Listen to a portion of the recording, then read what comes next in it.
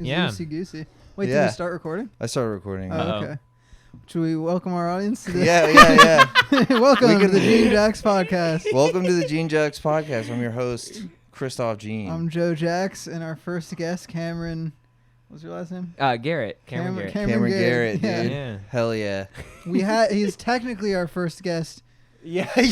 We did have Sean. Yeah, we had Sean on a while ago, and immediately We deleted everything. yeah. It was too much. Yeah. It was like, I don't know. It was like so much. We're like, we can't say that. Yeah, We're gonna cut it was that. just Sean. And- There was a 10-minute clip we uploaded that was like too funny not to upload. Yeah. But the rest of it was just Sean going, and then I punched some transgender, one of my transgender classmates. yeah. We used to play like we used to play Slap grab ass. Yeah. we had this thing where I used to. Anyway, so So you're our first guest. you're our first guest. Yeah, great. You're our It's first great to be official here. guest. Mhm. So the reason I invited you on the podcast, other than you seem like a nice guy, is you have a religious background, I which do I indeed. thought would be interesting for the podcast. Well, can we just talk about, because you guys met at a coffee shop, and what? Yeah, a drunken monkey. How did you even start talking? I saw he was reading You Consider the catcalled him? Lobster. You were like, I said, "Mama." hey. Yeah. I said, you reading that book? That's a big book. I said, that's a big book. You're such a little man. What's up, Chris? Yeah. Hey, shawty, what you reading? Yeah. You need help with the words? That's what I did. Come on, let's sound it out. LOBE. YOU. Yeah, the only word I need is no. You're reading David Foster Wallace. Yep. Consider Yes, I the was. Lobster. Yeah. Had you I read don't it know if you before? want people to know that about you, but I actually had read not that essay, but that collection of essays before. Yeah. Mhm. Yeah. I was definitely feeling like self-conscious about it too. I don't know if you remember that. I was like, yeah, I sort of fulfill the archetype of the white Lit cis bro. guy who's Infinite reading Jest David would have Foster been Wallace. worse. Just you reading Infinite Jest and displaying. Yeah, it. yeah, holding yeah. it way Entire up so coffee everybody yeah, can you see. literally brought a David Foster Yeah. Wallace book to I a know, coffee I shop. know. Yeah. And I think that was played into my interacting with you because I'm like, I got to see what this guy Yeah. is What? like. What's this guy's deal? What's his deal? What, you know? Yeah.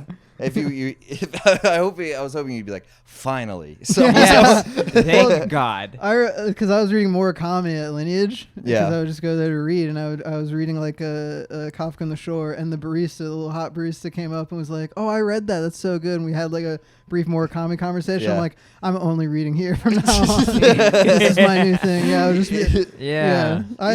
She told me to read Norwegian Wood, and I bought it, and I went there like to read it every day, and I was like, "Where the fuck is she? I bought the book." You didn't know her shifts, so you couldn't meet her. Yeah, I know your schedule. I know you're supposed to be here. It's easier to read when you're in public. Yeah. Absolutely. When you're being watched. Yeah. Really?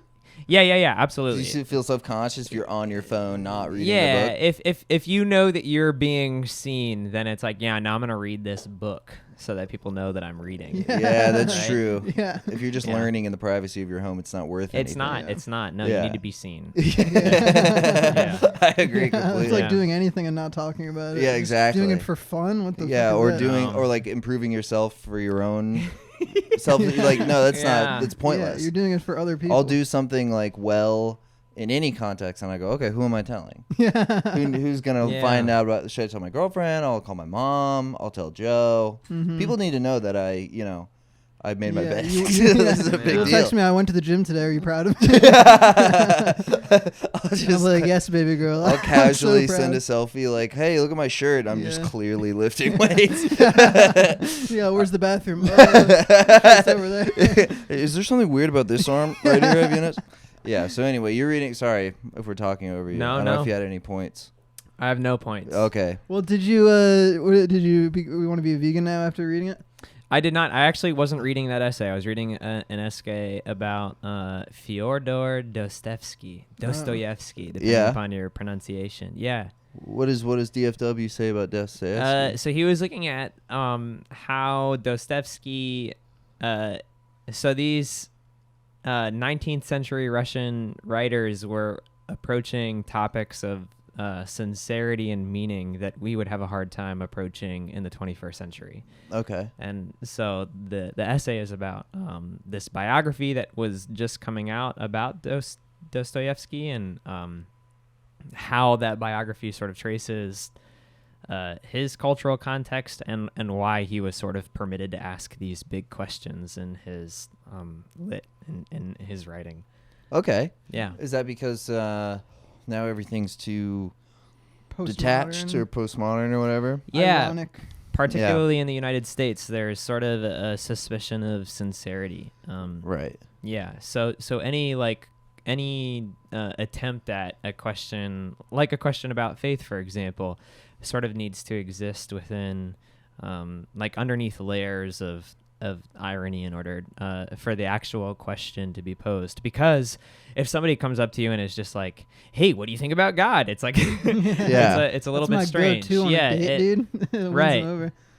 Yeah. Yeah, I mean, I find it. Well, that's like in My Dinner with Andre, where they talk about where everything nowadays is in the form of like jokes or like these weird scenarios, and nobody actually is ever really saying how they feel, or like I don't know. I also find it very hard not to just be just to make fun of myself or make fun. Like we'll be on the podcast and I'll start getting ranting about some heavy shit or David Foster Wallace or whatever, and then it's so hard for me not to be like, this is gay. I sound like an idiot. I don't know what the fuck I'm talking about. Yeah.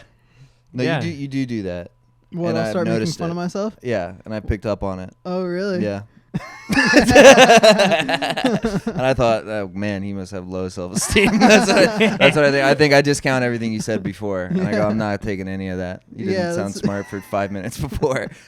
Just because he was like, I don't know. What am I talking about, though? That's you're like, who do I even know? No, I do the same thing. It's fine. You're just looking in a mirror as you're saying. Well, no, I mean, part of me though is like, I'm only just doing that because I'm like, yeah, what the fuck do I know? I don't know. Yeah. Right. But And it's I don't also think that's a shielding bad me. thing. It's shielding me from being seen as pretentious or being seen as like wanting someone to like me because I'm, whatever. Educated. Or just Right. like I'm trying to impress you with my fucking DFW knowledge or Yeah, whatever. yeah, and yeah. I can't, I have to be like, wait, but I'm stupid though. Remember, I'm not. Yeah. To be taken seriously or to like present as if you're being taken seriously is like absolutely a risk, particularly if you're like a white guy. It's like, who's this white guy being, Yeah. Yeah. Yeah. So, Yeah, I mean, do you find that with faith? If you ever want to talk about God, people are like, you can't just do that. I am always so when I met Christoph at Drunken Monkey, I'm constantly sort of existing beneath 3 layers of self-consciousness. Like I don't want anybody to think that the reason that I'm having a conversation with them is because I want them to convert or because I have like this evangelical impulse or Yeah. So I've you're met dudes at UCF who are totally just please be a Christian. yeah. So you're a sect of, is it a sect? Yeah, sure. Yeah. Okay, Methodist. Yeah. Is that the right word? Division? Yeah, Sect? yeah. Methodist denomination. is like Denomination? yeah. Okay, so Right. your denomination, it doesn't call on you to convert people. That depends upon who you're speaking to. Okay, so Yeah. you personally interpret Methodism as not... That sounded freaky. No, it was not the camera. Okay, we're good. And we're back. Yeah. You don't have to do that, like, given the way you've interpreted your specific sect of Christianity. Yeah, so my like hesitance to lean into like evangelicalism is not the result of my denominational sort of inheritance. Yeah. Or stance. It's more. I think it's more of a me thing than anything else. So Yeah. you've just seen people doing that. You get a feeling. You go, I don't want to participate in that. That seems Yeah. incorrect. Yeah. So I identify as a Christian, and the way that I identified as a Christian to begin with was I worked at the Interfaith Center at my undergraduate institution. Okay. And one of the like rules for the Interfaith Center, whenever we had like coffee and conversation between like a Muslim and a Jew or a Buddhist or an agnostic or an atheist, was that there was like no proselytism allowed. So like meaning you could talk about your worldview or your religious identity, but you couldn't try to convert people based upon your story or your telling of why you identify the way that you do. Yeah. So I think that that's me discovering my Christianity within the Interfaith Center definitely influenced my like, yeah, I'm not really interested in anybody being Christian. In fact, I would feel sort of icky if I felt like I was trying to convince you to look at the world the way that I do. Okay, interesting. Were you a little Christian boy growing up, or was this later? Yeah, so I was baptized Catholic. My grandma had designs on my dad being a Catholic priest, probably because of his temperament. He was like a good boy. He followed the rules and so on and so forth. So my being here is evidence that my dad did not become a Catholic priest, and yeah, or he'd be a fucking sick one. Right? Yeah. It's like he still got this pussy. guy's still a priest because he's so cool. Like, look, okay, everyone else can't get pussy, but this guy. If you stopped him from that's a sin. This guy not getting pussy. Yeah. So, but that's all. I grew up Christian. My parents weren't particularly zealous Christians. I would sort of put them in the camp of more like American cultural Christianity. So I didn't grow up with purity culture or the Bible is the only truth or any of that sort of American stuff. cultural just meaning like just kind of normal people who are Christians but don't really like. Yeah, it's not like it's too crazy. They're not shoving. It's not like the Bible is the self-help manual by which you will follow lest ye go to hell sort of situation. It was just like, my parents were like folks who were doing their best and they took their kids to church sometimes and Yeah, I grew up a little Catholic boy. And then I went through a little atheist phase when I was in like middle school. Yeah. I was looking up like Richard Dawkins and all that shit. It was mostly because Catholic church is so boring. And me and my brother were like, we don't want to go anymore. And my parents were like, well, you guys it was the biggest argument I think I ever had with my parents just about going to church. And that made us like radicalized. It was embarrassing looking back though, because we were so like, God's not real. Would you fucking believe in Santa Claus? And all that. Just memorizing every fucking dumb argument from like, a Christian Gets Owned compilation. Right. Yeah. And then eventually, I think maybe I just started doing acid or something. I was like, wait a minute. Yeah. Is that what you did? Me, acid. I've never done acid. Okay. I have done mushrooms. Yeah. And I had a bad time. Yeah. On mushrooms. Did you see the devil? I did not see the devil. Okay. I did like essentially have a panic attack. Oh damn, dude. That was. Yeah. What would you panic about? I think I felt like I felt like I didn't like who I was. I was like, man, so first I was at the University of North Florida doing mushrooms with these stoner kids who I didn't know very well, who had built a literal compound in the woods at UNF. Yeah. Okay. So teepees, they built these from hippies. Like a hands. fortress. Yeah. Yeah, they were hippies basically. Yeah.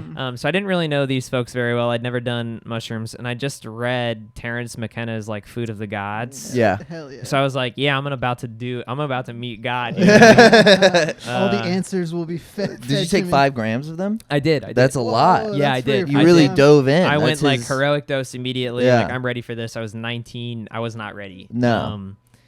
And I was sitting with these kids that I didn't really know in a teepee with a blue tarp over it in the middle of the woods at UNF. And I was like, wow, I'm not sure I know who I am or that I like who I am. And it sort of seems like I live in my own story and they live in their own story. And there was this like deep alienation.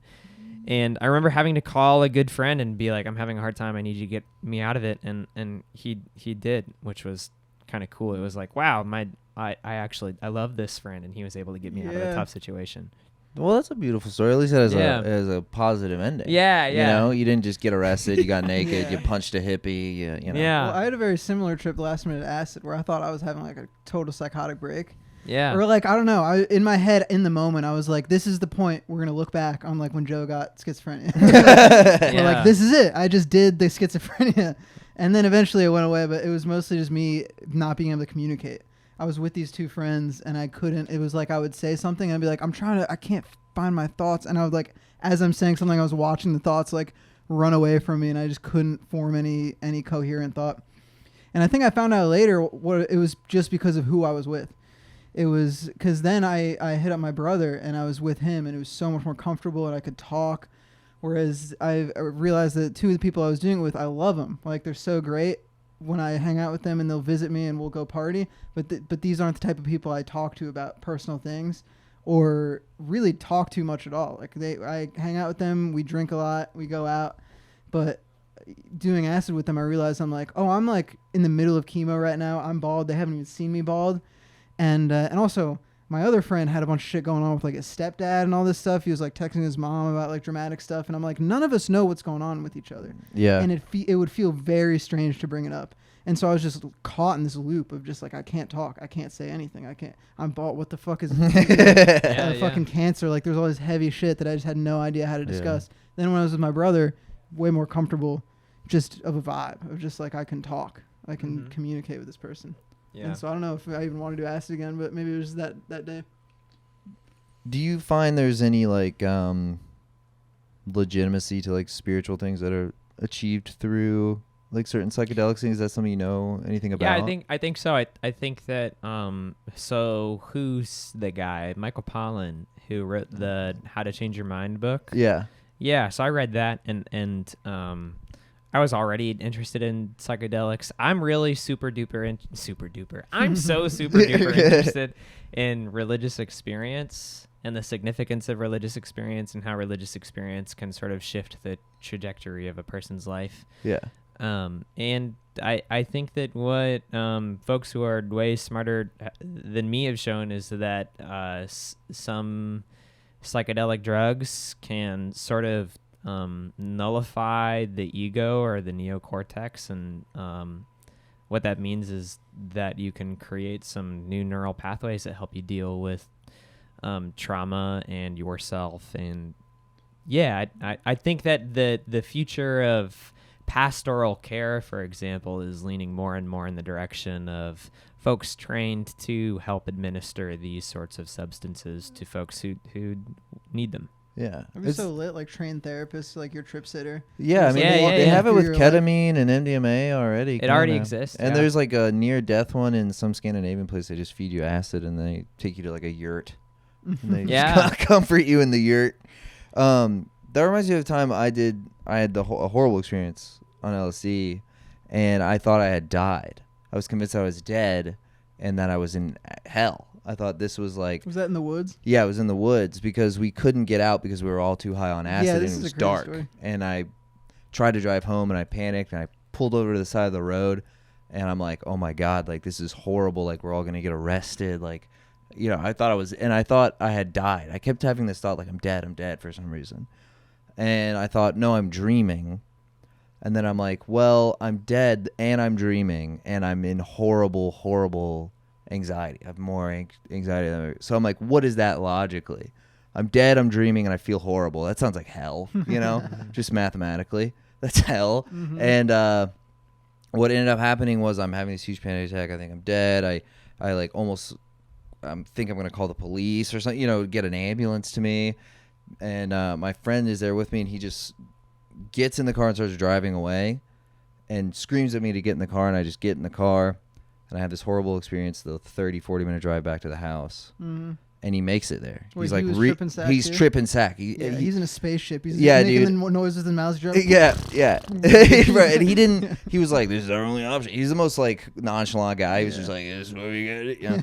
And I'm like, dude, we're dead. I'm fucking good. Oh, God, I'm gonna fucking die, dude. What's your problem? And then he totally did this move where he just ignored me, and he goes, Iron Man 3. Really good. Dude, when I was... I'm like, what? And he's like, Robert Downey Jr., kind of an all-time actor. And I was like, the fuck are you doing to me right now? Yeah. Dude, when I was freaking out the last acid trip, Alex had just decided the thing that will make me feel better is cheesy crust pizza. So I would be having this thought of like, guys, I think I did too much. I need fucking Xanax or something. And I would look over and he's just on his phone like, cheesy crust. We need cheesy crust. And that did not help at all. I felt like I was in some kind of loop. There's some weird tether to reality that sometimes works, because I get stuck in my head so much, and then he's like, now I'm literally thinking about Robert Downey Jr. I'm like, what the fuck is going on? I can't be in hell if I'm just thinking about Iron Man 3. Yeah. And then we get home, and I'm like, it's legitimately, I was like, it's a miracle that we got home. I'm like, and Trevor, my friend, did not panic the entire time. And I go, how did you not get scared? How did you not? He's like, God, dude. That's literally what he goes. He goes, God. I was like, what? He's like, yeah, I just believe in God, and so I don't think he's gonna mess with us at all. Yeah. I was like, fucking what, dude? I go, how did you physically drive home? He's like, I looked at the one line and I just stayed on it. I was like, what the fuck? I let go of the wheel and Jesus took it. Yeah, bro. He was literally on some Jesus take the wheel shit. And I'm like, what the fuck? And then I very much separate like my thought on God or spirituality from the moment. Because before then I was very apathetic. I didn't even think about it. Yeah. Then I was like, maybe there's some validity to this because Trevor did not. Thought I was dead. I thought I went to hell. But he's like a practicing Christian. He believes in God. He's good. Yeah. Right. Yeah, Trevor's the best. Dude, Trevor rules. I love Trevor. He's one of my best friends. Shouts out Trevor. Yeah, shouts out Trevor. I don't think he listens to the podcast. But do you think as far as the healing and neural pathways and stuff, as far as what you can sort of take away from it, in your negative experience, do you think feeling that isolation or feeling like the negative thoughts about yourself, did it carry over into the rest of your life? Were you like, did it change anything for you? I don't know that it changed anything significantly. I do think that it influenced the way that I looked at myself, in that it was more clear to me this sort of belief that each person, and this is a deeply alienating and isolating sort of thought, but each person is the main character of their story, right? And that thought was pretty significant. And it wasn't like I hadn't had that thought before. It wasn't like I was so deeply entrenched in my own life that I hadn't thought about the reality of other people's experiences. It was just like the palpable reality of this other person. The fact that I'm in a room with you guys is miraculous because the odds of me running into either of you in my story and you guys running into me in my story is like slim to none. So yeah, and we all have our own baggage of memories and experiences and you know, things that we've forgotten and things that are significant in this entire story that we've built separately. Yeah. This whole time, and we're all just it's like, I have no idea what the fuck your childhood was like. And it influences the way that we speak to each other. Like, there's no way that I can know about your childhood. There's no way that you can know about mine. Yeah. And our histories, no history is mute. Our histories show up in the present, and they influence our future. So, like, something that I say to you, this is something that I thought about while I was hanging out with Christoph. Like, there's the reason that I tend to sort of speak in parentheticals or backtrack or try to reassure whoever I'm speaking with is because of my belief, and this is a me thing, that there's so much every day that's lost in translation. And the reason that there's so much lost in translation is because there's no way that I could know everything that you bring to any given moment, including like our relationship. Yeah. Right. I get so caught up in just wondering what the fuck people are thinking about me half the time, or about me or anything. I mean, and you know, it's like so much anxiety just comes from fucking wondering what the hell people are thinking, you know, in any given situation. Oh, what did that thing I said? What did they think about that? Oh shit, did that give the wrong impression? Sometimes I'm like, exactly right. I think that's like, you know, a person who's like at least a little bit socially competent is able to just kind of navigate that stuff fine. You know, they have a good sense of what people think about them and can sort of guide that. But then sometimes, I have no idea what people are thinking. It's like I have no idea how the words I say affects people or whatever. And then you think about like how that influences the way that you relate to another person, and then sort of like broaden that scope for how a person relates to life and the world that they live in. And it's like the stuff that is out of your control is pretty significant. So then religion or faith in God, like your friend, makes sense as an anchor in the current of everything that you can't control. So how do you manage when you're having a bad trip, the bad feelings? Belief in God, says your friend. And yeah, that is an anchor in the current of those bars. They're so an anchor in the current of things you can't control. So much. There's so much that we can't control. So we do sort of like look for things that we can make sense of. So like even just my narratives about like what you think about me is one way that I can control a situation that is ultimately out of my control. Yeah, I don't know if it relates super hard, but I always see that as like art. As far as in this, it's like life is often so confusing and strange and like can be so sad, and suddenly in like a week it's way better. You know, it's just this weird flow of events. And then you've got, you listen to a song or like you watch a movie or you read a book and you're like, okay, there's other people that are doing the exact same thing I'm doing. They're feeling the exact same things, like heartbreak. How many fucking songs are about getting your heart broken? And then you experience it and all of a sudden you're like, okay, there's this human experience that we're all living. And I think art is what I find like can anchor me down to just like, we're all doing this together. We're all having a very similar experience. Yeah, it kind of maps it out for you. Almost, kind of articulates something that's not necessarily tangible or... Yeah. Well, because you can have a feeling and you can do a decent job of explaining it to someone through words. Right. But really, I think the best way to communicate a feeling is through art, right? Right. Or like, you listen to a song and it makes you cry. Right. And it's like you were feeling the exact same thing that person felt with whatever he was expressing. Yeah. And it's like you just can't really do that the same way just by talking to somebody or through math or some shit. Or right. Like, whatever. It's so immediate too with these things that might take novels to, or not even novels, like books to really articulate just plainly, rationally. Yeah. Was it you who was talking about like bad art when you see like somebody make a shitty short film or something like that, and it's like they're trying to express something, but they just don't have the tools to be able to. Yeah. I think I was talking about Huxley. Did we talk about Huxley? I think for a moment. Well, because he had I think it was like Doors of Perception.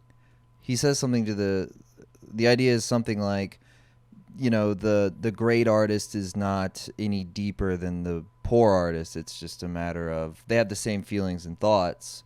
It's just an ability to recreate them. That's what separates good art from bad art. To like accurately express. Yeah, you don't look at the bad artist and go, this guy can't think right. You know, the genius isn't having thoughts the other person isn't having. Because a bad artist can look at great art and go, I love this. Yeah, that's what's so frustrating is like is needing skill first. Yeah, of it's course. Like, I remember, or even like when I went through my first breakup, or like during the whole cancer year, it was like seemed like every day was like this fucking just so many emotions and these heaviness and like all these like crazy moments that felt so big and so important. And I'm like, I'm just going to forget about this. Like, how do I want to turn this into something, but I'm like, I'm not that great of a songwriter. Like, I'm not that great. I'm doing my best, but it's like, it's almost like I don't want to let them go. Or like when I was going through my first breakup, it's like, these are so big. What do I do with all these emotions? Like, I want to form it into something. Yeah. And then when I do like write a song that I'm like kind of proud of or whatever about whatever it is I'm going through and that does express it, it's like such a crazy feeling of like, it's like I took this thing that's like ugly and awkward and strange and now it doesn't feel so bad anymore. Jokes too. Yeah. Like if you fucking herpes joke or whatever, it's like you take something that's so strange and you're like, okay, now it's like useful. Yeah. Now it's like making people laugh. Right. Yeah. That is like a form. Yeah. Yeah. I was thinking about something you were talking about before. I don't remember. Never mind. Well, are you like a priest? I'm not a priest. I'm a candidate for ordination. So in like 2 or 3 years' time, I could be a reverend. Mm-hmm. What is it? What is that like? What is the difference?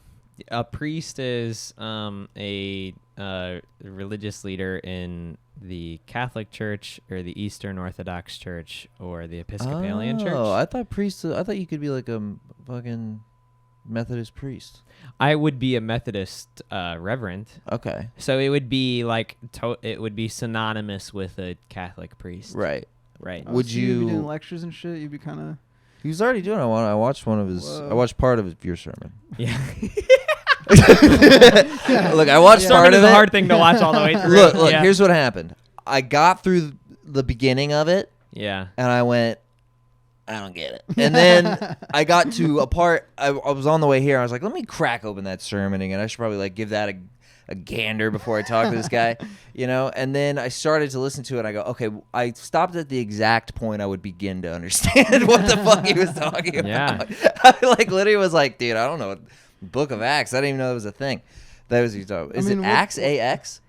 ACTS. See, that's Acts. What I thought. I was like, is it a guy named Acts, or is it the Book of Acts? Well, you saw Waking Life, right? Yeah. There's a whole monologue about the Book of Acts and like Philip K. Dick. I don't fucking remember, dude. My bad. Well, what's so hard to understand about it? I don't know. He was just like, the verbiage. That's such a good question. What? What's so hard to understand about it? I think that like in any religious sort of situation, so I'm preaching to a specific context, right? Like I'm preaching to a congregation of folks who are there because they want to listen to a sermon. Yeah. So a sermon, just like any other sort of art form, like comedy or songwriting, has genre conventions.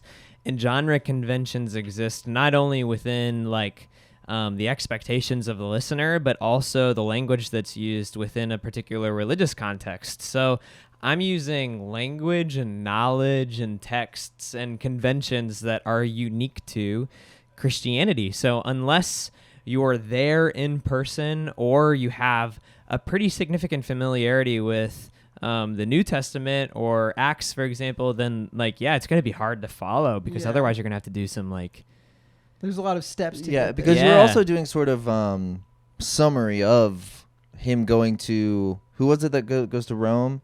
Paul goes to Rome, right? You kind of were like, yeah, and then he went to Rome, and then he did this, and the Jews is that. And I'm like, I didn't know any of that. Yeah. I didn't know that stuff. Right. So I'm sort of like trying to, through your summary, like figure out what exactly the story even was that you're kind of analyzing. Yeah. Right.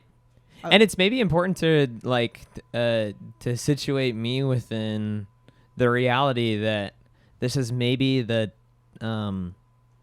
and I'm proud of my sermon, so I'll say that first. Yeah. I'm proud of my sermon, and this is maybe the 10th time that I've preached. Okay. So like a super good pastor will situate like maybe the background information that you need to make sense of the sermon in a way that is articulated or understandable to anybody.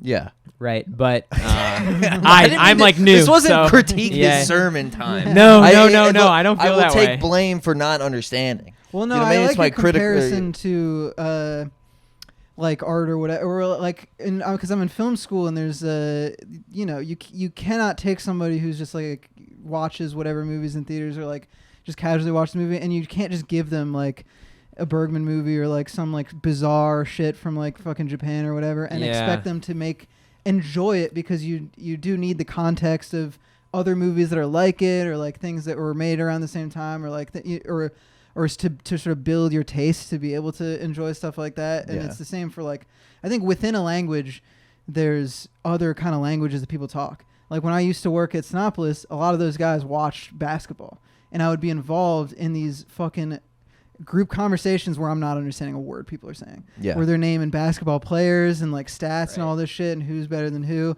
And I'm like, you know, if those people were involved in one of my film conversations when I'm around my like fucking Enzian crew or whatever, they wouldn't understand what the fuck we were talking about. Right. Or same with, you know, it's like you're with people who all work together and you don't work in the same place. They're dropping all this fucking names and people and vocab that you're just not even aware of. Right.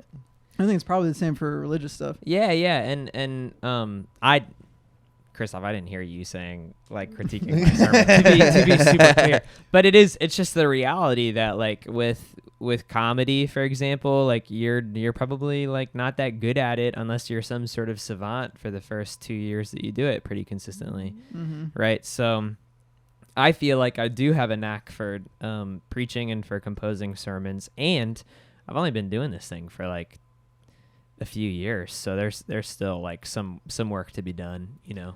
Yeah. Right. So as far as your actual, because is there any kind of difference? Because Jordan Peterson, when I've seen him get caught up in like the people asking him like, "Do you believe in God?" He's like, "That's what God. I don't know what God. What does that mean?"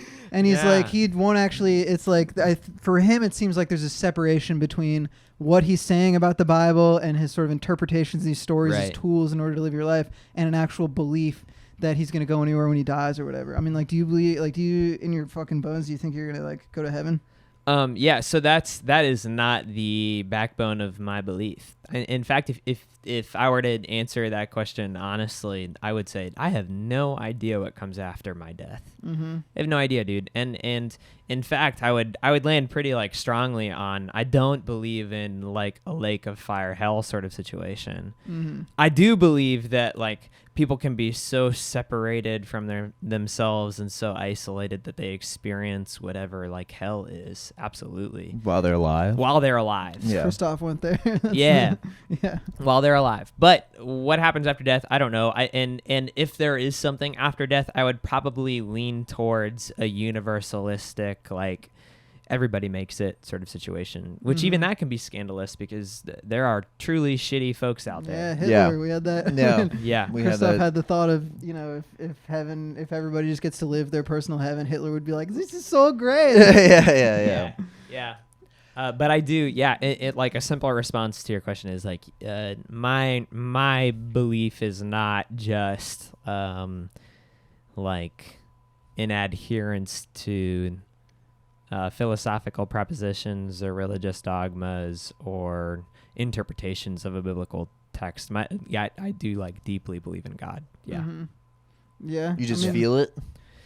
Yeah, I think so. Like, background on me, I'd got a BA in philosophy, and it's really important to couch a BA in philosophy does not mean you're a philosopher. It means you took a few classes, right? Minor. This I'm like almost done. done. Yeah. So like you graduated with folks who like felt like they were philosophers who like nerds clearly were not, right? Some fucking dorks, man. Yeah. And so like I'm not a philosopher, but I did like go into debt taking philosophy courses, so I know a hint about philosophy. And one of the one of the most significant branches of philosophy in the philosophy department that I was in was epistemology, which is the study of knowing what we know, how we know.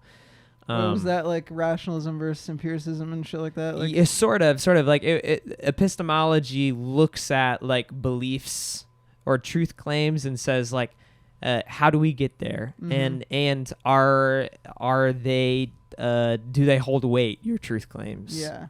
Well, because the names that come to mind was because I took a class that was like focused on like rationalism, empiricism, and then whatever the combination was. So it was like Descartes' whole think therefore I am thing of like, what do I know? Okay, I know I'm thinking. That's the basic one. And then you fucking get to like Kant, I guess, was like space and time, and you got Berkeley who's like nothing exists. If a tree falls in the forest, you're fucking gay or whatever. Like, and then, but what all these guys had in common was so frustrating about that class is they would always run into some sort of like wall, where the shit they're saying doesn't make any sense. Yep. And their answer was always God. Yeah. Is they're just like, well, God, so there you go. Yeah. So one of my professors that I took a bunch of courses with, it landed on something called epistemological humility, meaning like because there is so in the 21st century, sorry, I'll get to your answer specifically, but there's like some background that's necessary. In the 21st century, we live in post-modernity, meaning that like everybody in the academy believes that there is no view from everywhere. There's only the view from nowhere, meaning that every person's conception of reality or truth claims is born out of the limitation of their contexts, their language, their culture, their religious worldview, the time that they were born into. Everything is kind of subjective. Yeah. So culture, basically. Culture influences the way that you look at stuff. And culture is something that is pervasive. What's the guy? Zizek? JeanJax, Yeah. JeanJax is yelling into a microphone about how ideology is everywhere, and that turns out that's most likely the case. So to name anything as objective reality is very tough to do. So my professor says the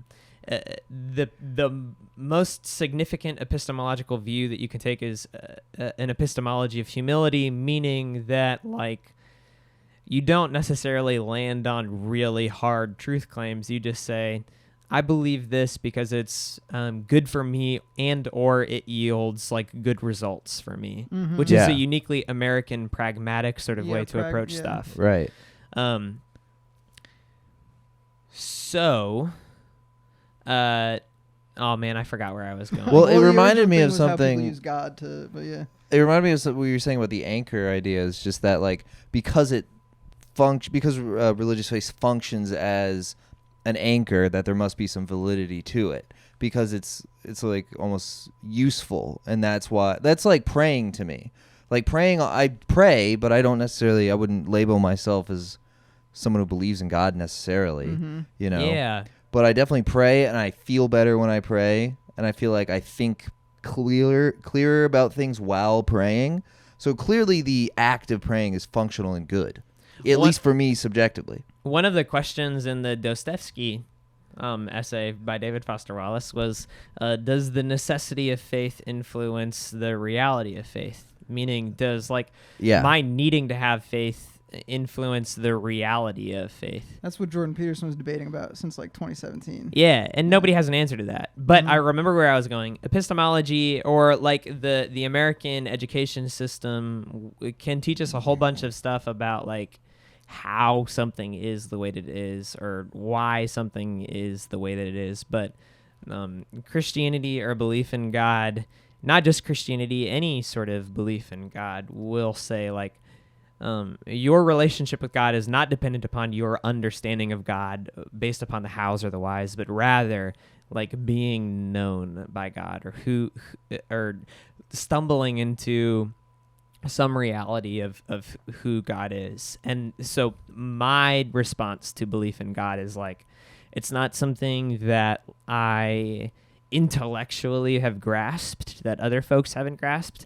It's more something that I know in my bones based upon a feeling that I can't communicate. It's ineffable, of being known by something that is love, and the belief that love is real. So God is love and love is real, and that's sort of my whole deal. Bars, dude. Fucking bars, bro. Hell yeah, Where dude. has this guy been on my left?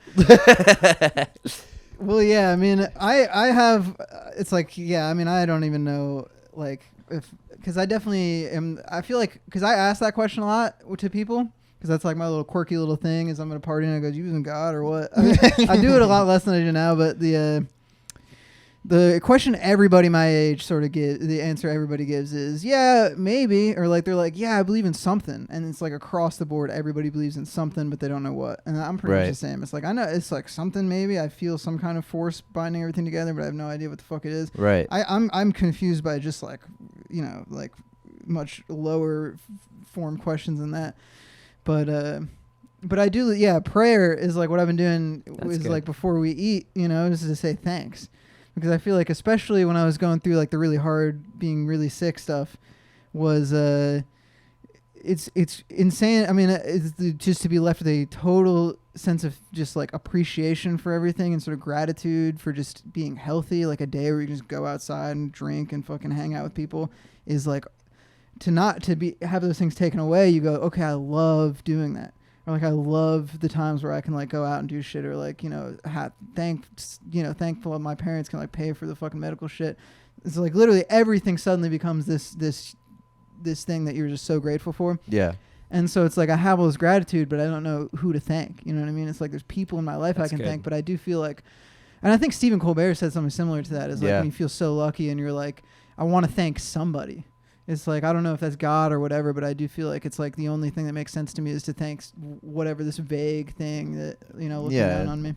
Just whatever set in motion, some personality to the universe or whatever. Yeah. That's out of all the philosophers that talked about God in that class, it was, I think it was Spinoza had the God, parentheses, or nature thing. And that made the most sense to me, because it's you got fucking, I don't know, Leibniz talking about the monads and all that shit. I'm what are you, how did you come up with this?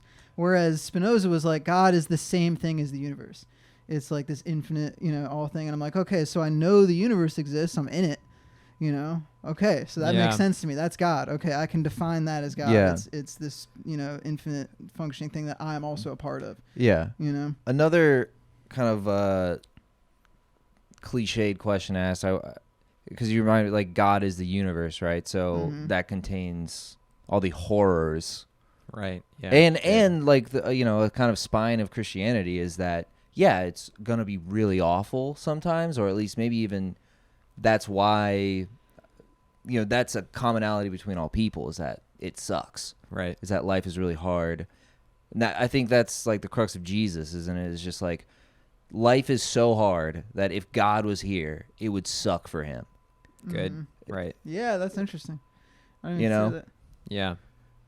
I mean, I think that's kind of where I think Christianity that's and JeanJax stuff, said where that, a lot of people get tripped up because the Old Testament seems to me like it makes a little bit more sense within how the world works. God is kind of a dick, and he floods the world. He's like this mean, Right. petty person, Right. which makes sense because the world is kind of a fucked up place. So it makes sense that the creator of it doesn't really give a fuck. But then you've got the New Testament ideas of like love and all this stuff of like God loves everybody and this and that, and then people get like, wait, so why do bad things happen? That's where that question comes from. Whereas you look at all the fucking Greek gods, all the they're all dicks too. Yeah. Every god is kind of a dick, which makes sense. Right. You know, it's like Zeus wasn't like a fucking good guy. No. Because lightning, storms sweep through the fucking the town. The floods people kill are like, people. of course Zeus is an asshole. Yeah. Yeah. Also, I was thinking about like the Old Testament God is interesting in that sort of, labeled as petty as like, if you don't worship me, then you won't get good things sort of idea. But it kind of goes back to the concept of like prayer as functional. You know what I mean? It almost seems like a rudimentary way of explaining that. It's like God will be pissed if you don't act according, you know what I'm saying? Like, which just seems like, I don't know enough about Christianity to say these are like the moral tenets. This is how you should behave. Right. But it makes sense that it's like behaving properly. It's karmic.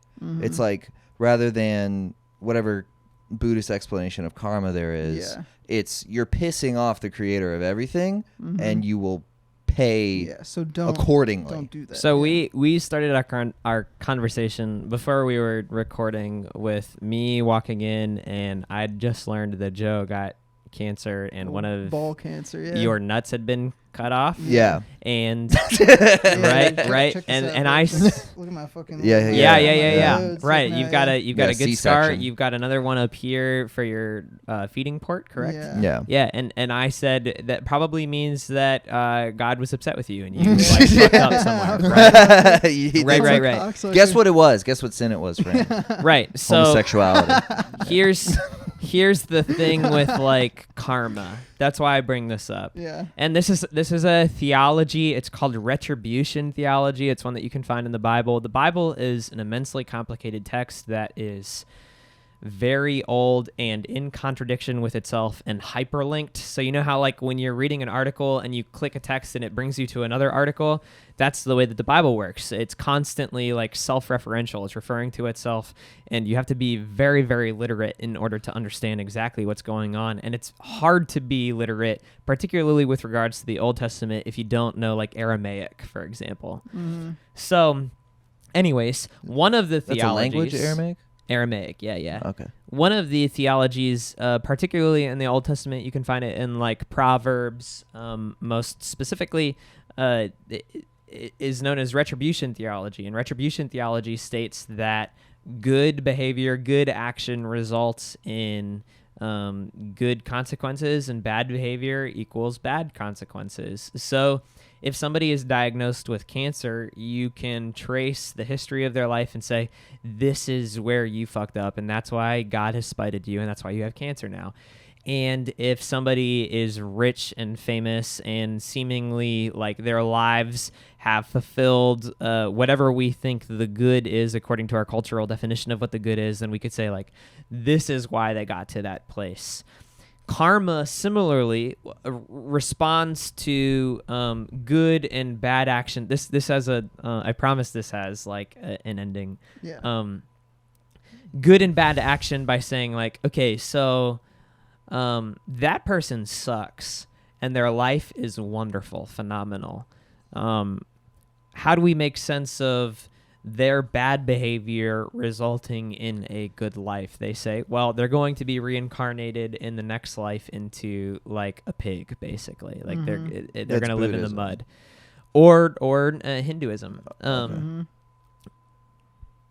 Karma and retribution theology both attempt to take a world and a life, an individual life, that is immensely complex and cannot be made sense of, and is beyond the bounds of language, and says, I can control this. I can control the future by saying, like, if I'm good now, I can control the amount of pain that I'll experience in the future.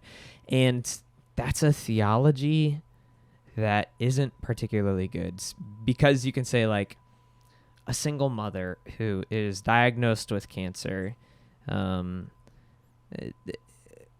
God demanded or required their diagnosis of terminal cancer because of their behavior in the past, or because of some designation of like what the greater good is.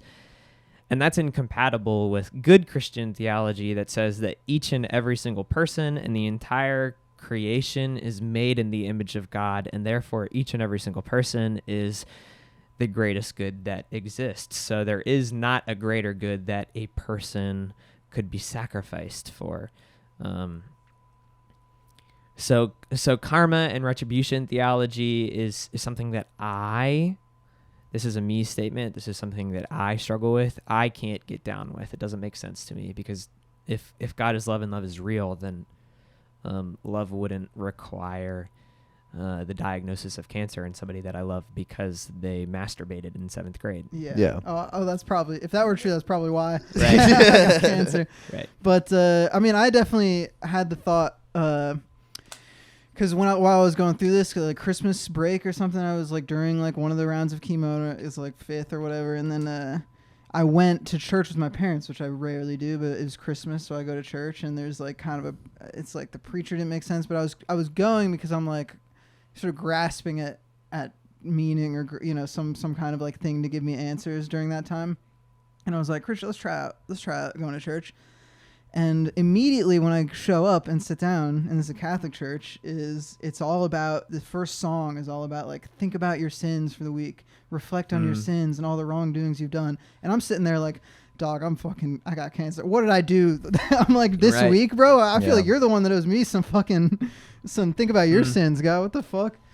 But, so yeah, then I left thinking like, that's why I can't really vibe with Christianity as opposed to like when we would go to this Buddhism center like every Sunday, is because, with at least Catholicism, it was this whole thing of like guilt that I just couldn't, I'm like, what did I do that was so bad that I fucking deserve this? Some articulations of Catholicism.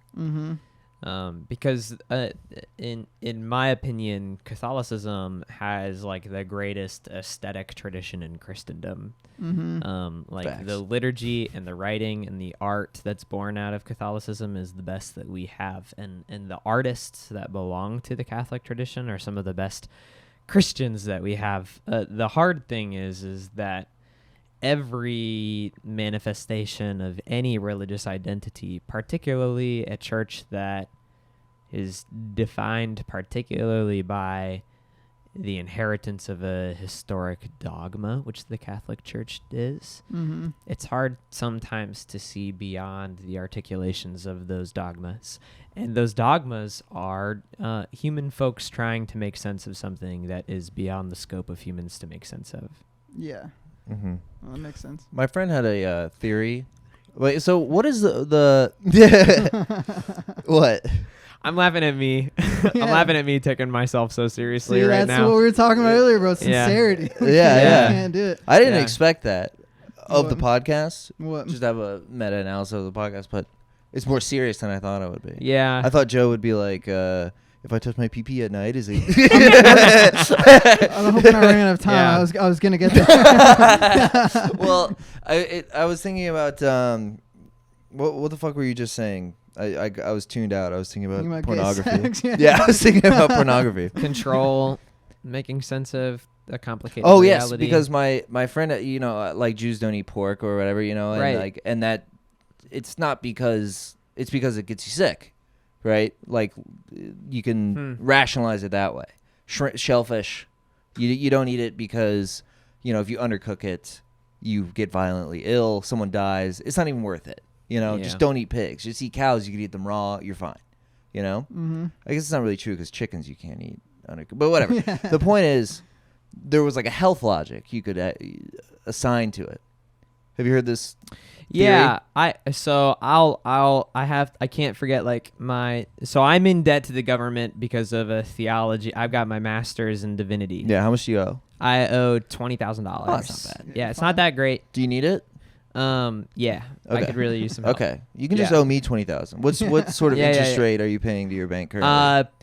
I couldn't tell you because it's been paused for a few years. It's been paused? Right. Okay. Yeah. Well, So, if you switch to me, it's what not. is your We're not doing any sort of pauses. I can tell you that for well, sure. then I probably won't. Okay. Well, whatever you're paying your bank now, I'll pay it off in full, and then you just give me 1% less than you would have given them. And so Deal. what happens is, 1, you've made a great friend. Number 2, Right. you save money.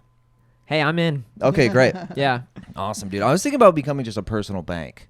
Yeah, that's a Yeah. way to make it. Because my grandpa died, and I got $25,000, and I don't know what to fucking do with it. But if Yeah. I could save you from student loans and make some money, That's one way to do it. that's right. It's I don't know anything about money, so I'm ready. Yeah. Well, it's a sin to be rich, so you should give me. That your is, money. yeah, that is one interpretation. So anyway, yeah, sorry.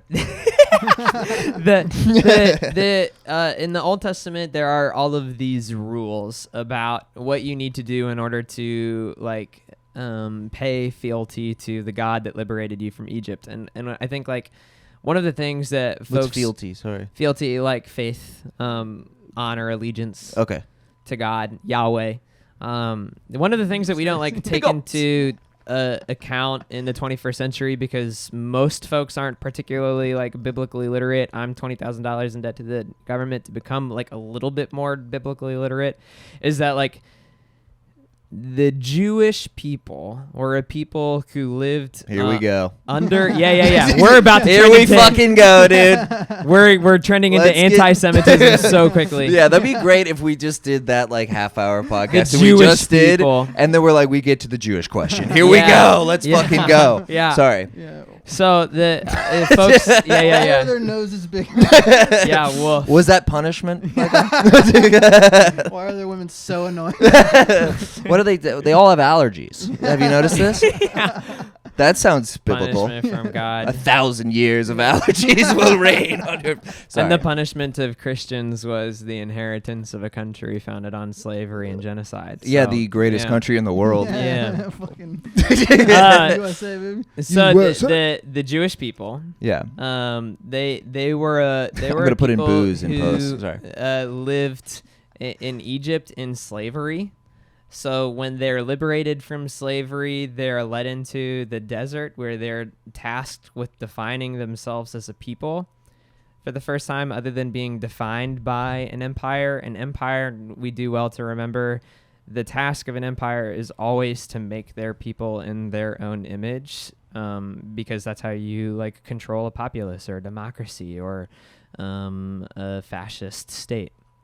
So these folks who have lived in slavery are now tasked with defining themselves, and they're living in the desert, and then they lived so many years in slavery, and they say, okay, so like, how are we going to pay allegiance to the God that liberated us from this awful, grotesque, traumatizing system of humanity that is like the most dehumanizing system that exists? And they say, okay, so in order to love God and to take care of ourselves, we have to follow these rules very strictly so that we make it, so that we survive, because we remember what it was like to not be making it, to not be a people, to live under constant threat of what is the word of their lives were endangered. So there's that situation. Started and from then the bottom, now we're here. Yeah. Bottom, now a whole team.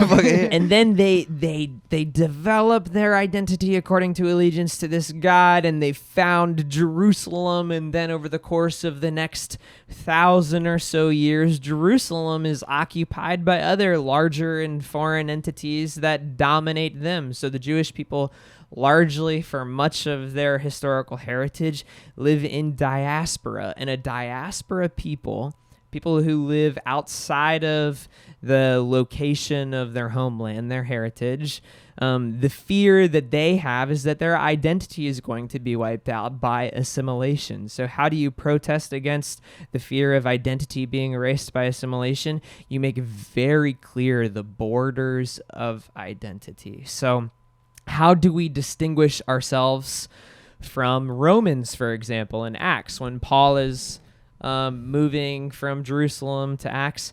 In the New Testament, Jerusalem is under Roman control. How do Jews distinguish themselves from Romans? Well, they say to their children, who they're passing their heritage on to. The difference between us and the Roman folks is we don't eat pork, and on Sundays we rest, and so on and so forth. So those are like the really clear borders to maintain an identity of like a threatened people. And then like some of the crazy, ridiculous, and absurd laws of the Jewish people that they paid homage to an angry God make a little bit more sense, because these were folks who like were just trying to make it.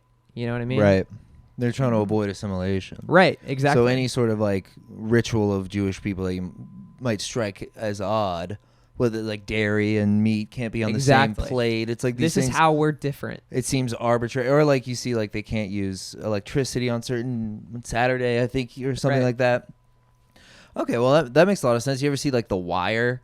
That's around. I think that I forgot why they have this, but there's some sort of like. I thought you were asking about the show The Wire. Have you seen The Wire? Yeah, have you seen The Wire? Have you seen The Wire? I have not, but I'm from Baltimore, so I. Oh, you should watch it. Yeah, it's good, but it has nothing to do with what I was talking about. Joe, Sorry. you just interrupted me, dude.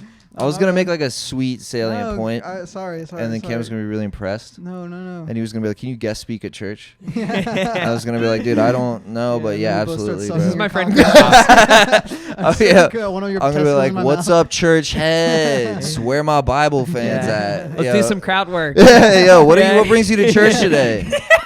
Where'd you get that shirt? The dumbass store? All right. Everybody's like, yeah! Woo!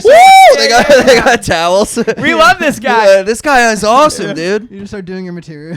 Yeah. So anyway, I got genital herpes. Anybody else? Yeah. They're like, we understand. Woo! They're like, oh, gross, man. The Wire. Anyway, so I don't know, for some reason they have a wire around like Brooklyn, like certain parts of Brooklyn to like designate they can use electricity within, like, I don't know, they can't go outside of their homes or something, so they have something around Brooklyn that's like, oh, it's technically our home because we put a wire around it. Like, it's some like, there's always these little goofy tricks to like, oh, I didn't turn on the faucet because I pressed a pedal that, you ever see these things? Trying to get Yeah. around. Yeah. It's like anal sex for Catholics. Yeah. There you go. Yep. Which you gotta admit, And other Christians, Yeah. evangelicals and Protestants alike. yeah, well, Wait, we kind of nail the anal going stuff, long. Catholics. I'd like to lay claim to anal. I do want to talk about sex. I think we're going on for a while. Yeah, But I don't mind going on. We can do two parts. What do we think about abstinence? I mean, do you fuck? Do you think it's wrong to fuck before marriage? I have never once been committed to abstinence, and the Christian church has had a like historically sort of tumultuous relationship to embodiment, which is sort of interesting because our whole deal was God became an embodied person, right? But I also don't. So while I'm not committed to abstinence, I can't lay claim to like an ethic of sexuality, because I think that Christianity and the United States and sort of Western ideals of sexuality are all sort of bound up together, and I don't think that purity culture or the opposite end of like fuck it liberationist, I'm gonna raw dog fuck on like first date like sort of situation. I don't think either really have it quite figured out, so I don't really know like what my deal is, but I'm not committed to abstinence, for example. Yeah. So you've had sex before? I have indeed. Yep. Dude. Thanks, Let's dude. fucking go, Thanks, dude. guys. That means a whole lot. Yeah. I feel so accepted right now. Dude, that rules. Dude, I had sex yesterday. I'm not trying to brag or anything. Wow. I also had sex yesterday. Really? Really With a girl? jealous, guys. No, with the guy. It was with you while you were sleeping. Let's fucking go, dude. I had good dreams. Yeah. No, that's cool. Okay, so Well, what about porn? You watch porn? I have, and I have like a weird relationship to porn. you watch it constantly every day? I don't. I It's don't. so weird. I just can't But stop. when I do watch porn, I'm like, man, I feel guilty about this. Yeah, I feel bad about it too. I mean, the industry itself is a little bit. It's Yeah. icky. It's exploitative, icky. Yeah. It's yucky. Yeah, and it does, And also, desensitize you to sexuality. And Yeah. stuff like that. Those women are sinners. Yeah. That's So- what, that's what And I'm he's thinking supporting all the their time. lifestyle Yeah. as sinners. Yeah. Just jerking off, being like these fucking bitches. You want to go to heaven with that ass? Huh? The ickiness for me is like the deep loneliness of it. It's like, Yeah. man, I'm like consuming this other person for my own individual gratification. Creating some fantasy about Yeah. them in Yeah. your head, right. It's But aren't they Benefiting. consenting and Allowing Yeah. you know what I mean? Like logically, it's like when people, demonize people who do that kind of work, is it necessarily I guess a bad thing? It makes me feel bad. Well, I think so. I want them to feel bad for doing it. What you're talking about is like the moment. It's like sometimes it's like the moment I come. It's just you're just like, oh, what am I? I am alone. You're just like, or that was the weirdest thing when I tried. It was like Post-com a shitty clarity. one. It was like a VR headset, and I was like, I'm alone. I'll fucking watch beat some off VR in the VR? porn. I did, and when I took off the headset, it was like stepping out of the Matrix. It was like you take out the headset, and these girls that were right here, this room you were in, is just gone. Yeah, and they just come on you. It's and like, you're like, great night. yeah. This is my kind of night. Yeah, no, I mean, the post-nut clarity is definitely real. Right. Yeah, but I don't know. I'm trying to think of more scandalous. Like what the Christians' view on, I don't know. Yeah, Christians' view on like, I don't know. I'm assuming, you fuck with I am gay one people. Christian. This is something that I was talking to Christoph about. Like the thing about Christianity and like any other worldview in the world is like, there's a dominant view of what that means, and that dominant view does violence to the like numerous permutations of like what that actually looks like. So like I told Christoph I often have a hard time telling people that I identify as a Christian, and the reason that I do is because I know like what the prevailing view of Christianity is, and I don't want to align myself with like bigotry or homophobia. You know what I mean? But you feel those things. Yeah. Yeah, absolutely. But I don't want people to know. You don't want to be. I feel the same just way. want to be privately a homophobe. That's what I mean. You know, and we don't have to say it on the podcast, but we'll have a couple beers after this and really just let loose. You know, these are jokes. Yeah. I feel so inhibited by the camera, by the recording equipment. I just want to, what's like the Bible verse that says being gay is wrong? It's like there are like 7 of them. There are like 7. What's your favorite? Top 7 anti-gay verses. Let's go, YouTube. Countdown begins now. The craziest thing is that like churches. So the church that I'm involved with, the Methodist Church, is currently splitting over the issue of human sexuality. Yeah. So like some folks say we don't want to ordain or marry gay folks, and some folks say we don't give a shit. And the Methodist Church is just like the latest church to do this. The Presbyterian Church has done it. The Baptist Church has done it. The Lutheran Church has done it. And there are only 7 verses in the entire Bible that have to do with human sexuality, and there are like 1,000 that have to do with poverty. And there isn't any churches that are splitting over the issue of like, how is a church relating to the poor in their neighborhood? Yeah. Mm-hmm. It's just a matter of like, one of the reasons that folks don't like to come to church is because of American Christianity's proximity to power and influence and money. And so, when we're like defining who we are based upon human sexuality, what we're doing is like, we're defining our power and we're defining our proximity to power. We're not actually defining anything that's Christian, because if we were, we wouldn't be talking about this. We'd be talking about something categorically different. Mm-hmm. Damn, dude. Those bars, fucking dude. bars, dude. Yeah. Wait, I was gonna ask I just want to ask personal questions. Yeah. Yeah. Have you what's the longest relationship you've been in? Have you been in love? I have been in, the longest relationship is just under 2 years. I was in seminary, and I don't know. She was a nun. Another Christian girl. Yeah. That's She was. Yeah. That'd be sick if she was a Muslim. One of the things about That's a being sitcom. like an almost pastor is that it's going to be hard to. I would love a lot of the people that I like match with on dating profiles, for example, who are Christian. Do you have Christian in your bio? No. Oh, good. No. That's a turn off. I'm the least interested in most people who are like, yeah, I'm a Christian. Like, that's so fucked up for me. Whenever I see a girl with like Christian in her thing, I'm like, ooh, you're not gonna have sex with me. But not even because of her belief. She just would not like you. Ugly. She just wouldn't care for it. She doesn't like the fact I fuck dudes. Yeah. But well, it's like so yeah. Do you often find girls get a little weirded out by the Christian definitely stuff? yeah. And it I mean, for me, like part of the consideration is like, if I'm going to be in a long-term partnership with somebody, they have to know that my career is going to be being a pastor. Mm-hmm. Yeah.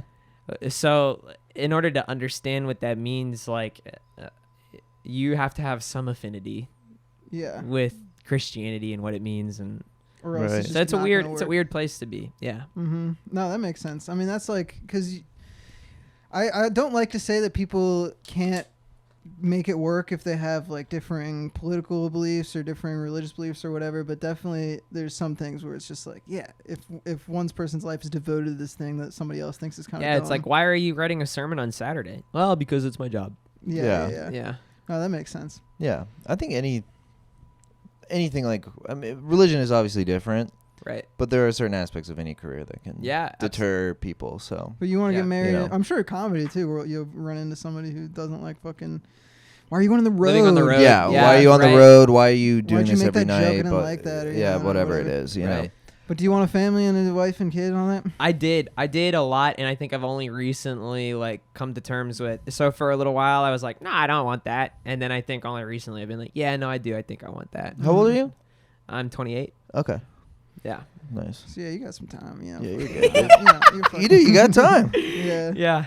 Yeah. I don't Yeah. know, maybe in the next year you'll be like, nah, I don't want that shit. That shit sucks. Or then Yeah. Yeah. Or Well, maybe you'll part be of like, my, actually, like- sex is evil and disgusting.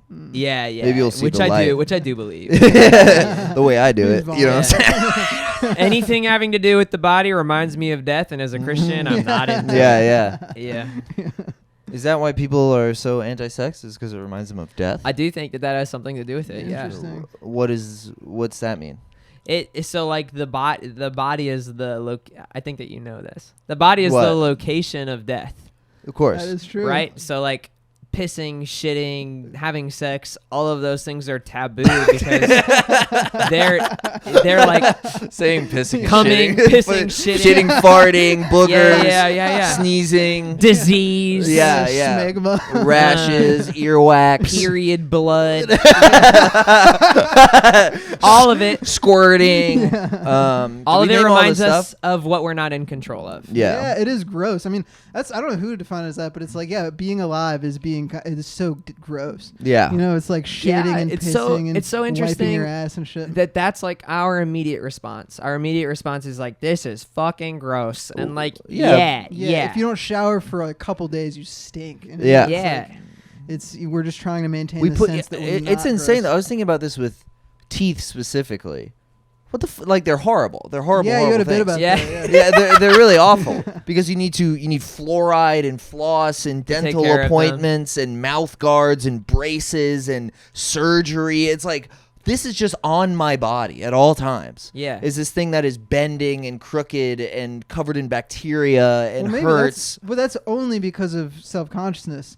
In that we're shitting and pissing and coming and doing all these things that are so natural. Yes. You know, every animal does that and doesn't think twice. But those we think of as part of nature, whereas we go like, "Ooh, my dick looks." We're weird." separate from people nature. can't see my dick. I have to cover it, or like, Well, you know, yeah, my breasts yeah, and but I shit mean, like at the that. same time, we're knowledgeable enough about disease to like. There's part of it, there's yeah. a You wanna wash your reason. hands. You should Yeah. wash your hands. You should wipe your ass. You Yes. should take a shower. You Well, should and, floss. and before recently, so many people died. Yeah. because of those things. Because like they drank stagnant water, Yeah. you know, and it's like maybe the fucking larva of mosquito should have turned you out or whatever. But you know, But we are trying to separate ourselves from our nature. or well, whatever. because nature is awful and disgusting and kills us. And yeah, is but it's Yeah, only yeah. our evil and interpretation brutal. of it, yeah. But I mean, it is at least half that. yeah. I guess what we define as disgusting would be poo poo. Yeah. You know what I mean? So Poo-poo yes, is yucky. Poo poo is yucky, and And we have poo-poo defined it. as that. isn't. I think And because it could kill you because it's so gross. Or It something is like gross that, because yeah. if you get it in your eye, it fills up You're with gonna get pus. pink eye. Mhm, yeah. yeah. It's And disgusting. for some reason it leaks, and I have to fucking wipe my ass 3 times a day. I without know, even poop. which I think you should maybe go to a doctor. I should just about change my diet. that. You should wear a diaper. Just drink less or something. try. You should find God. Yeah, maybe God will stop me from having to. What wipe if all you the Yeah. fucking found time. God and your ass was clean all the time? Yeah, and like grow my testicle back. Through the power of How do we Christ, know I'm two God balls. is real? Yeah. Have you seen Cam's ass? Clean as a It's like fucking it's got a Yeah. little shine on it. You know, Yeah. it's like I'm like, hey. Yeah. Plays a little song every Yeah. time. yeah. When he farts, it's like. Yeah. Boop, boop, ba-da-ba. Yeah. This is all. You should put this in your sermons, dude. Yeah, yeah. I'm listening I'm to gonna this show sermon. this I to go, my "Where's the poop? congregation." Where's the poo-poo farts?" and They're like, pee-pee? the 80-year-old women in my congregation are like, I listened to a podcast with Cameron, and he talked about pooping, farting, shitting, coming. You should plug our podcast on your sermon. Yeah. You should be like, listen to the JeanJax podcast. Listen to these two guys call each other gay for hours. But so like when you shit, it's out of your control. You have to shit, right? And you have to shit. Everybody has to shit. Yeah, speak for yourself. And something about control is like we want to avoid pain, and the body is often like the first site of our like confrontation with not only pain but with like mortality. So Joe, you were diagnosed with cancer, out of your control. Yeah, totally. Sometimes I wonder that though. Dude, I fucking have an appointment tomorrow, and like I've been smoking like a cigarette every now and then at like fucking Tanqueray or whatever, and I'm so worried he's just gonna be like, "This is why." Have you been smoking cigarettes recently? The numbers are way back. No, that would like, suck. Yeah, but he's told me like, it's nothing I did. It just happens to people. Yeah. It's the thing that you can't control is that you're gonna die. Mm-hmm. Yeah, for sure. That's like the. I'm working on it. Yeah, and everybody else is gonna die. Yeah. And, everybody else is going to die. Everybody you love is going to die, Yeah. and it might hurt, and it might not go the way that you want it to go. Yeah. Well, that's the thing is, you picture your death as like an old man surrounded by people you love, and you're like, I get it. But most of the time, it's this confusing, painful process. You have dementia, and you're alone. You don't even know who the fuck those faces are. Right. Yeah. Which it is terrifying, yeah. And that's one thing. Yeah, I read this book, Being Mortal, by some doctor, like after I finished chemo, and it is just about end-of-life care and about different stories of people. It's like, most people die in the hospital now, which didn't happen before. People died at home, and also people were born at home. That's like one thing that's changed in modern time is you were born at home and died at home. Right. Whereas now you are born in a hospital and die in a hospital. And there's like a sterilization of death that happens when you're dying behind. So like most folks that aren't seeing people in the United States, middle class folks aren't seeing people die because it happens like cleanly behind closed doors in the same way that you take a shit cleanly behind closed doors. And it's because there's something immensely deaths from each other. There's immensely threatening about death. Mm-hmm. And that's why you don't watch people go poopy. Yeah, dude. Unless you're because there's no real reason to not watch someone poop. Like, why does the bathroom need a door? Anything that reminds you of the body. Yeah, something stinks. Like you're gonna die. I'm gonna die. Well, that's I never thought about that. I just thought poo-poo yucky. Yeah. You know? Mm-hmm. Yep. It's another layer to it. No, I do think that's true. And even stinky poopy farty. You smell a fart, you're like, ew, I'm gonna die.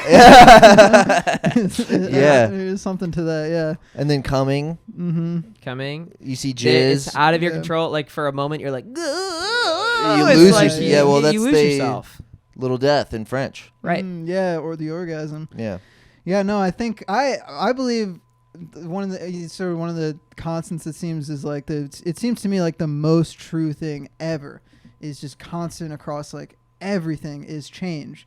I think that's what everything kind of boils down to is like everything ends. Especially suffering. I mean, that's where like suffering comes from is change or time or whatever. It's just things ending.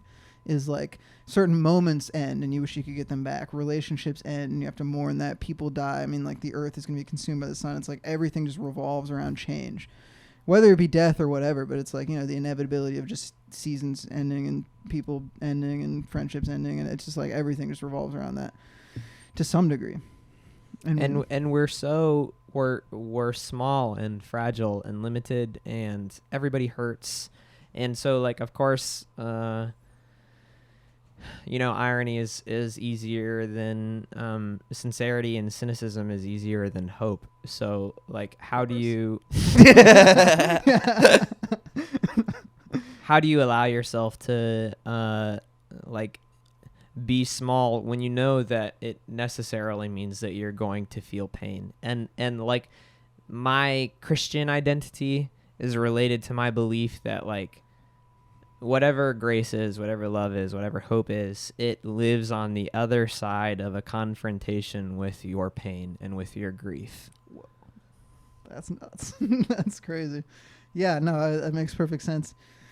Yeah, I mean, that was one thing about Buddhism that I think turned me off a little bit is like, because she kept repeating, like our little priest kept saying like, sort of the point of what we were doing, like meditating and all that, is just to have everlasting happiness and to not feel suffering. And I'm sitting there like, I don't know. I feel like it's not that I enjoy suffering, but I think there's something very human about it that I don't want to separate myself from. Yeah. You know what I mean? It's like all art, all fucking poetry or whatever, it all comes from suffering to some degree. I want to relate to other people. It's like, I don't know what the fuck life would be like if I was constantly happy.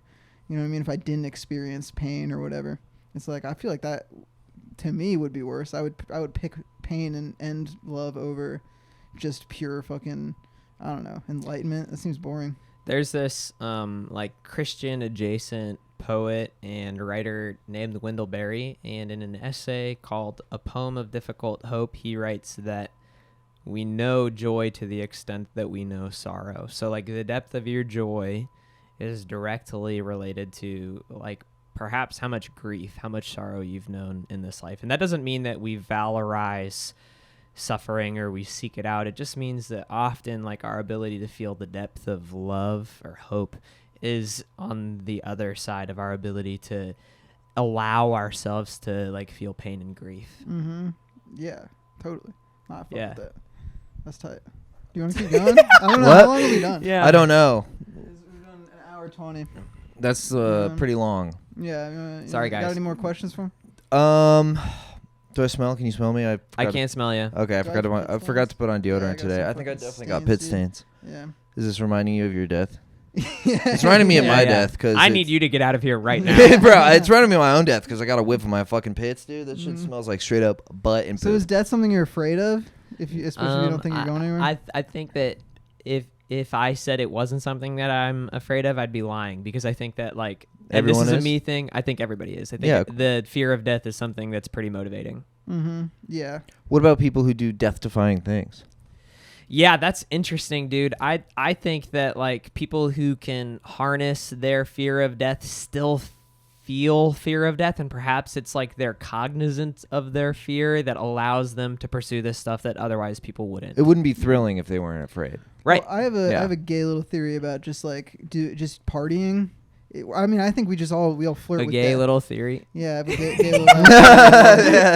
Yeah, that's my irony that's speaking. Yeah. But my whole thing with when we had our conversation about cigarettes is some of the things we do are because it brings us a little bit closer to death. You know, if I get fucking trashed tonight and do karaoke, I think a little bit part of that is just me being like, oh, poison, dude, hell yeah, let me drink this poison, and I can be, you know, or like, you know, that's why cigarettes look cool. Is like, what's cool is not giving a fuck. Yeah. And smoking a cigarette, and like, what's the most you cannot give a fuck about is death. And it's like to kill yourself is to like, you know, I don't know. Yeah. And that's what hell is. Mm-hmm. Hell isn't smoking a cigarette. Hell is I don't give a single fuck about whether or not I live or die because nobody cares. Like nihilism is. Hell. Yeah, that's hell. Mm-hmm. Bars. Damn, brother. Yeah.